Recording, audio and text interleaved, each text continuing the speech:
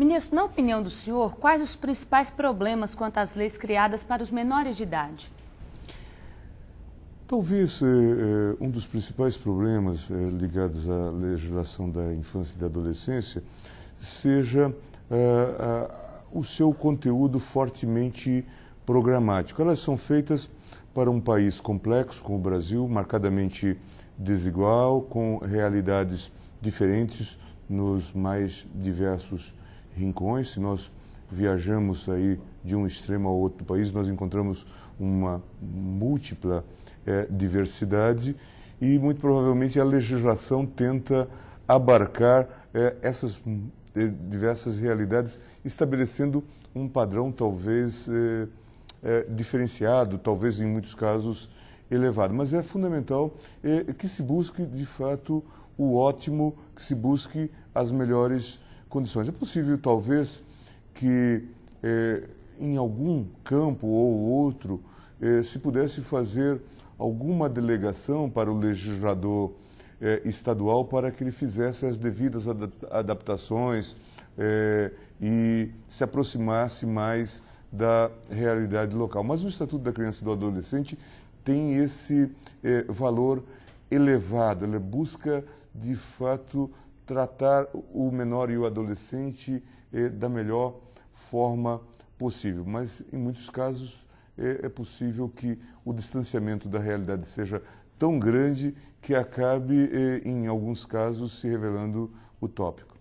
Na opinião do senhor, o que poderia ser mudado? Há muitas discussões.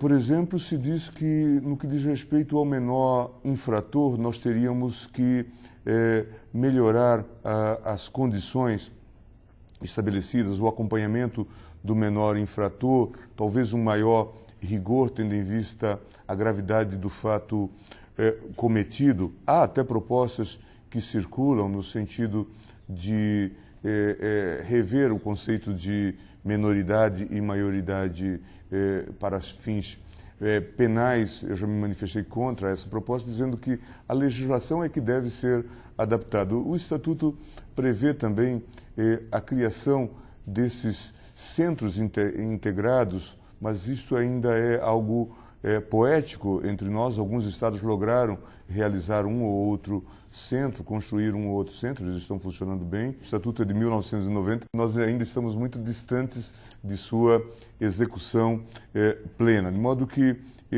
eu tenho a impressão de que nós precisamos melhorar, não necessariamente a normatização, mas talvez a execução, buscar um trabalho mais homogêneo no que concerne à execução.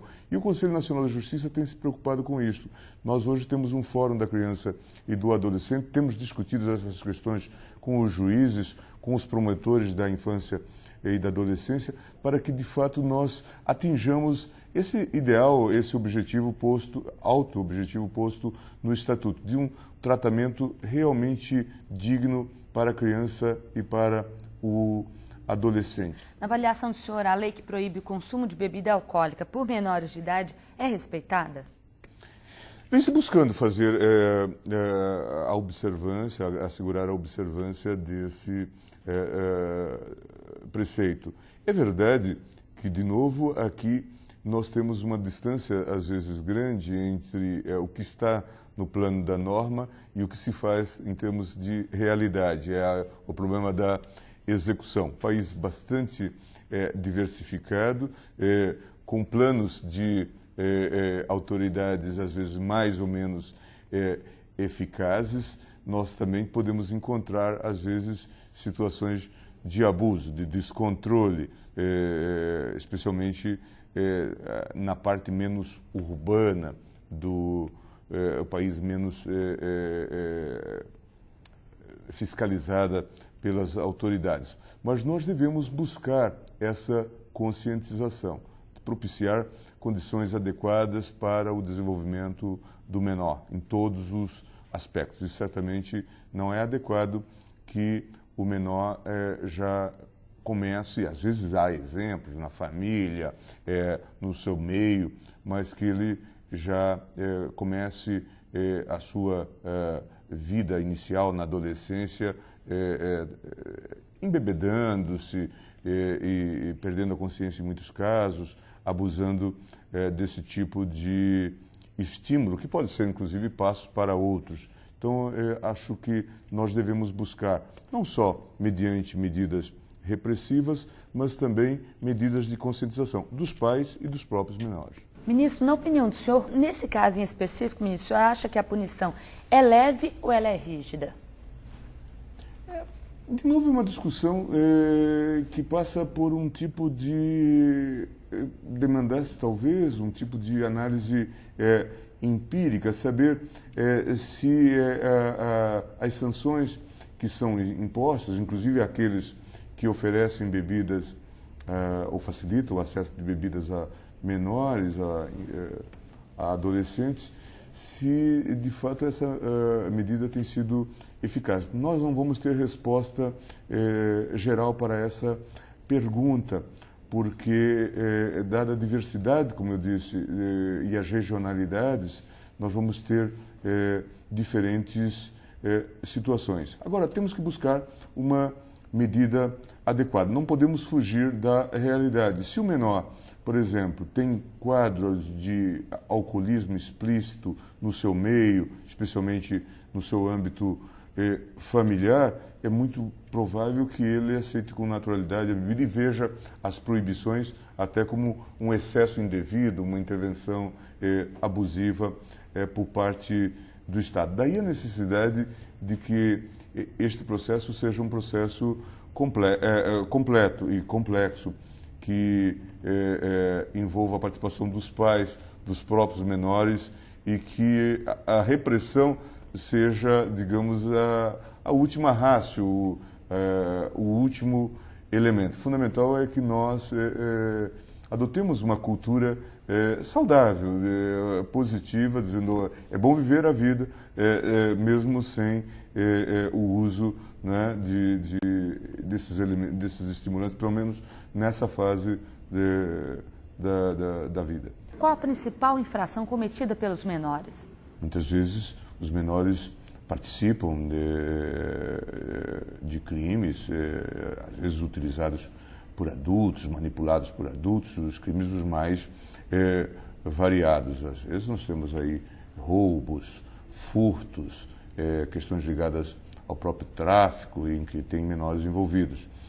Na vida urbana, talvez um delito hoje frequente é o menor usar, por exemplo, o carro, não está licenciado para fazê-lo, e às vezes ainda o faz sob efeitos de bebida, o que é ainda mais grave. Temos tido muitos casos de acidentes automobilísticos com menores que estavam embriagados. Então, é necessário que haja atenção para esse tipo de situação. A responsabilidade aqui é muito grande dos próprios pais que permitem, que autorizam esse tipo de prática ou que viabilizam esse tipo de situação. Ministro, que ações o senhor acha que podem corrigir estes problemas? A palavra-chave talvez seja integração. Integração entre as nossas ações do Judiciário e os demais poderes públicos e integração dos nossos esforços e da sociedade no que concerne à superação dessas dificuldades em relação à criança e ao adolescente, especialmente superação desse quadro grave de desigualdade, né, que marca as nossas vidas no Brasil. Se nós atuarmos bem aqui, se nós lograrmos ser eficazes aqui, muito provavelmente nós vamos discutir com menor ênfase a questão do menor infrator e muito provavelmente teremos menos problemas também na área da criminalidade adulta. É fundamental que estejamos atentos a isto. Ministro Gilmar Mendes, o senhor gostaria de passar alguma mensagem para os jovens, como pai, como presidente do Supremo? O que o senhor gostaria de falar para eles? É fundamental que a juventude, que a adolescência acredite nessa sua capacidade de transformação e nessa sua capacidade de crescimento. Aqui há espaço para crescimento. Então, é fundamental que cada um se dedique às suas atividades, ao estudo, às possibilidades de transformação. Essa era a mensagem que eu gostaria de deixar aos jovens.